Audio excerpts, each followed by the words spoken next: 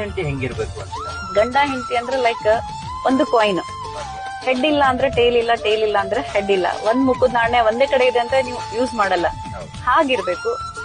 ಎಲ್ರಿಗೂ ಇರುತ್ತೆ ಮದ್ವೆ ಆದ ತಕ್ಷಣ ಗಂಡ ಹೀಗಿರ್ಬೇಕು, ನನ್ಗೆ ಅಲ್ಲಿ ಕರ್ಕೊಂಡು ಹೋಗಿಲ್ಲ, ನನ್ಗೆ ಅದ್ ಕೊಡ್ಸಿಲ್ಲ, ನನ್ ಮಾಡಿಲ್ಲ, ನನ್ನ ಹತ್ರ ಟೈಮ್ ಕೊಟ್ಟಿಲ್ಲ ಅಂತ. ಅದ್ ಹಾಗೆ ತಿಳ್ಕೊಬಾರ್ದು. ಅದನ್ನಂದ್ರೆ ನಾ ಹೇಳ್ತೀನಲ್ಲ, ಅವ್ರು ನಮ್ ಟೈಮ್ ಕೊಟ್ಟಿಲ್ಲ ಹಾಗೆ ಹೇಗೆ ಅನ್ಕೊಂಡ್ರೆ ಅದ್ ನಾವ್ ಹಾಗೆ ಅನ್ಕೊಂತೀವಿ.